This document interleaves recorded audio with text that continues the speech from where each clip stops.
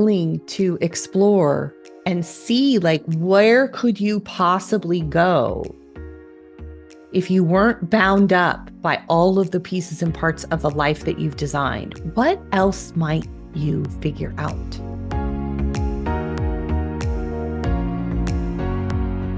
Well, hello. Welcome to Leadership is Feminine. I'm Kris Plachy, and I am your host, and I'm thrilled that you're here. And thank you to those of you who have been recommending the podcast to other people that you know. I'm so grateful for you doing that. I know it can be really easy. I find myself doing it all the time. I listen to a really great podcast or I read a really great book and I internalize that I loved it. And then I forget to tell other people until like the topic comes up and it becomes relevant. And then I'm like, oh, you should listen to this podcast. So thank you in the moment, if you think of it, to just pass it on and share it. It means a lot. And my goal really to impact 20 million women is continuing, and I'm marching forward. And there's more to come on that. Today, I want to talk to you about something that's, I think, a little weird. And I say that because I've shared it with other people, and honestly, they've not told me that it's weird. So that's the good news. But I still feel like it's this really interesting thing that has been in my brain. And a couple of weeks ago, I was talking to my husband, and I said, "Do you ever just wonder what it is that you think about? What it is that you would actually think if you weren't reacting to everything around you all the time? And then you have thoughts because of what you're reacting to, right? So it doesn't matter what it is. You're listening to this podcast, you're having thoughts. You get in your car and you drive somewhere, you have thoughts. You have a conversation with a friend and you have thoughts. You pet your dog and you have thoughts. You read your email and you have thoughts. You pick up your phone and you look at your Instagram or your TikTok or your LinkedIn or your Facebook and you have thoughts, right? You watch the news, you have thoughts. You watch, like me, all my favorite BritBox, Acorn, PBS TV shows that are all detective stories, and you have thoughts, right? All the things. And I said to him, I'm like, sometimes I wonder what I would actually think if I didn't have, if I wasn't responding in my mind to all of the circumstances of my life. If I genuinely just removed myself enough to not have any stimulus, what would my brain think about by itself? Is that weird? Do you guys think I'm weird when I say that? And why do I care? Right? Well, I guess I care because this is my chosen profession, and I'm super intrigued by self-awareness, self-discovery, self-knowing, and the importance I think that plays in the experience we have in this lifetime. And I think our lives are better if we're willing to invest in them and investigate them and seek out ideas and insight and explore like all that we already have within us to know. I am intrigued when I meet people who have no interest in self-knowing. And in my personal life, I will tell you, I have zero tolerance for it. Like, I just can't hang out with people who don't want to understand themselves. And maybe that's judgy. I don't mean it to be. I just find it so difficult to relate, because I do find that meaningful conversations are the only ones I want to have. And I like to talk to people who like are interested in stuff. It's, so much of why I created my Sage CEO program, because I work with these really smart women who, yes, initially find me because they need help, running their business and leading their teams and not working as hard and getting out of the weeds of their business. And we do all of that. And also we open up the boxes of unexplored insights about ourselves, because I wrote an article this week and posted it on my Moxie Sage Substack about, I bought a self-watering, this is a very random podcast. Stay with me. I bought a self-watering planter. And I've never had one of these before. And so basically it explains in the box that you put there's this box thing and there's this tube. And anyway, so those of you have probably had one, you're like, yeah, duh, Kris. But my point is that I did this whole thing. And made this planter. And the whole point is that you have to put the plants in and you water the plants for like 3 weeks. Not, the self-watering mechanism won't work right away because the roots of the plants have to get to the well. They have to make their way down to the well in order to touch the water that's part of the reserve water. But the only way that you can help those roots grow so they can get down to the water is when you pull the plant out of the pot. When you pull a plant, I'm sure you've done that in your life. You pull the plant out of the pot, right? What do the roots look like? Well, they're all wrapped around the plant. They're all like tightly bound, tangled. They're a mess. And they're not built to go to grow it with depth because they're so bunched up, right? So one of the first things you have to do is you have to break that up. You have to let the roots start to untangle. And in the course of that, you often will break some of the roots, like they'll be gone. They'll just fall off in the soil that comes off the plant. It's part of the process. But you have to break up the root ball in order to let the plant expand, because as deep as the roots will go, that's how the plant will live. The plant will thrive more if the roots can get down deeper and anchor the plant and get more nutrients and get more nourishment and get more water. So the self-watering planter, that's part of the process, is you have to take these plants out of the pot and you have to break up their root ball and you have to let those roots have space and so they can grow, and then they grow down into where the water well is.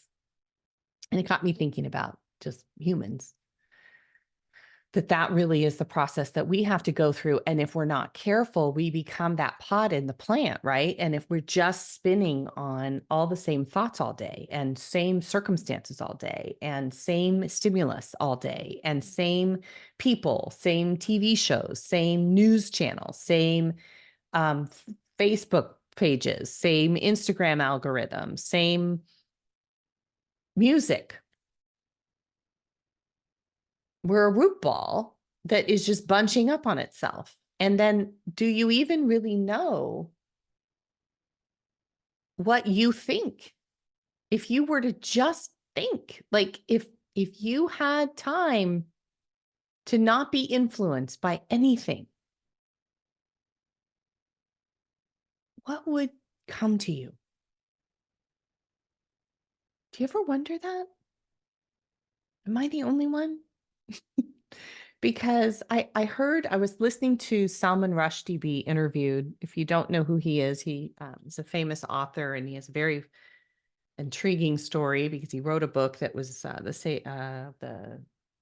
what is it called? The Satanic Principles? No, I don't know if it is. I'm going to look it up and then I will tell you. But he wrote a book several years ago. Hopefully you guys can edit this and make it better. Hang on a minute. So I was listening, the reason this has been coming to me, in that I talked to my husband about this a while ago.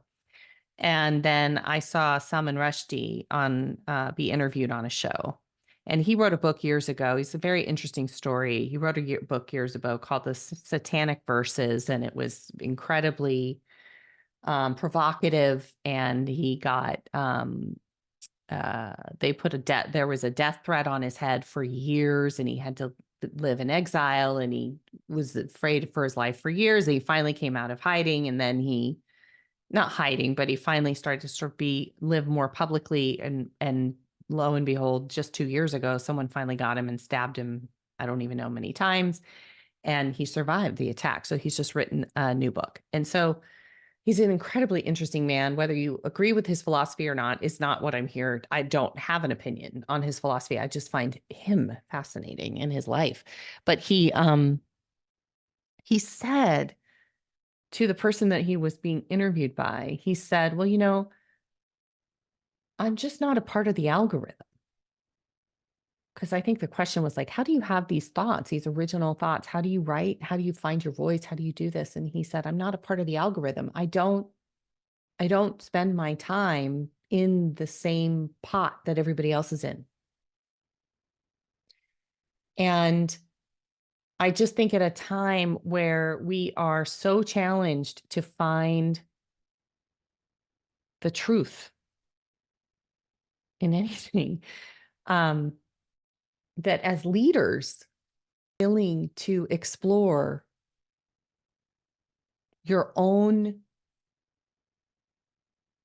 root ball.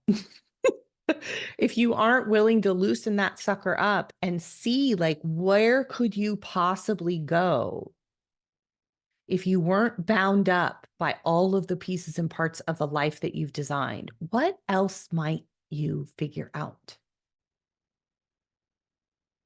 What else might you know? What else might you discover? What might be hiding that you don't even know you are so good at knowing?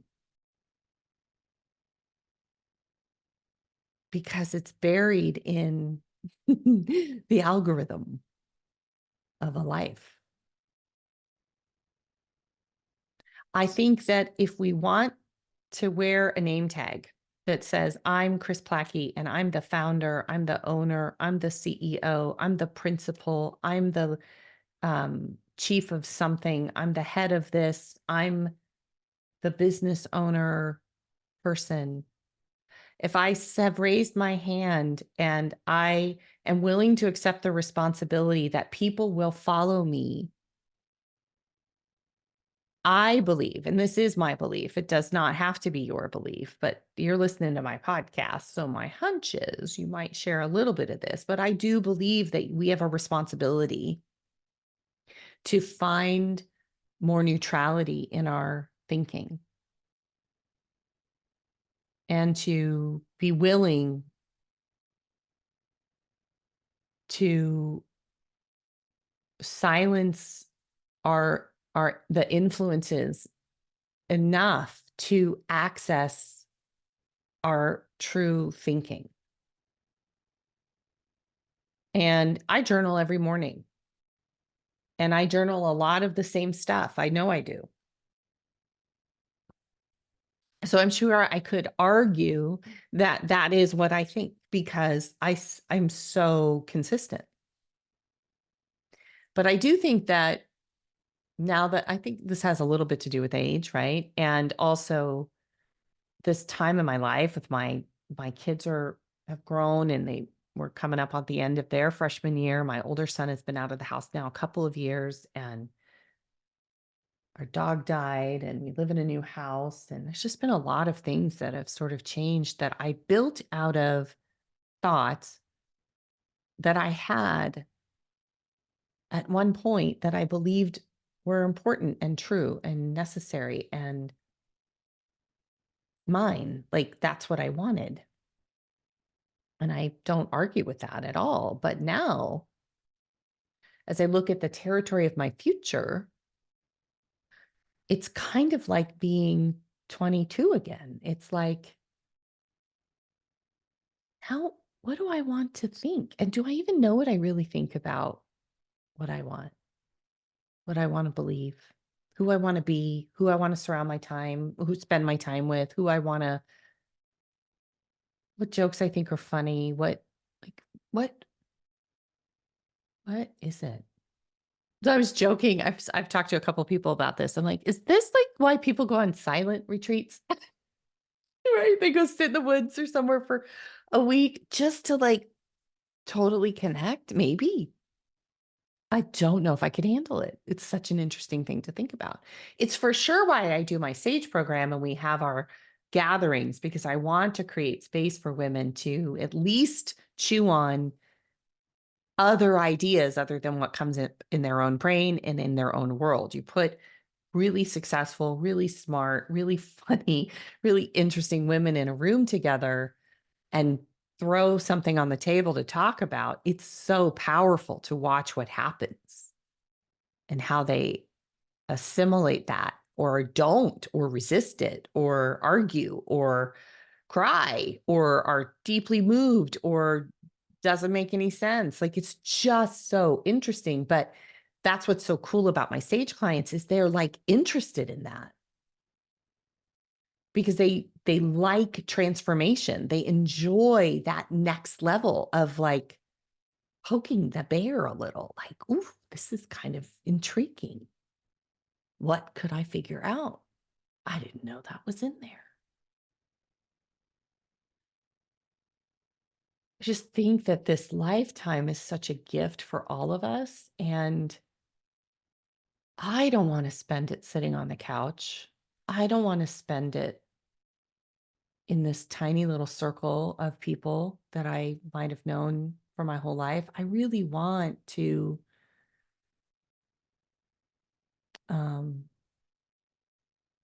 allow my mind to be disrupted. And maybe that's because I know now I'm very capable of whatever comes up in it. Like, I know there's nothing I'm afraid that will happen, that I will learn, that I will discover, that I won't be able to handle. I think that's why a lot of people stay in their pot with their roots that just grow in circles. It's very scary to come out of that pot and see what happens if you let those roots grow. They might go somewhere you don't know about, you don't want, you're afraid of. You're afraid what other people will think if you let them grow. So I think there's lots of things that keep us small. And we leave a lot of territory of our life unexplored. I don't want that. So what thoughts might you think if you had nothing to influence what you're thinking? I don't know the answer because I haven't tried that yet, and not in a way that is really pure. I don't really even know what that is for me yet. But I think I might find out because I've asked the question. And one of you might actually tell me, which will be super fun. So if you have an idea, you can send it my way. But so yeah, kind of a deep one for this day, this bright new week that we're moving into. Give it a think, right? But at least, get out of the pot. Like, break those roots up a little bit. Let's shake things up a little bit, mama. Life's big. There's so much. And I bet that most of you listening to this would already say, I've already done so lot. I really have. I get it. But you know what's true? There's more. That's so fun. Don't you think that's fun? I think it's fun. Sometimes it's exhausting, but mostly super, super cool. Thanks for tuning in today. Talk to you next time.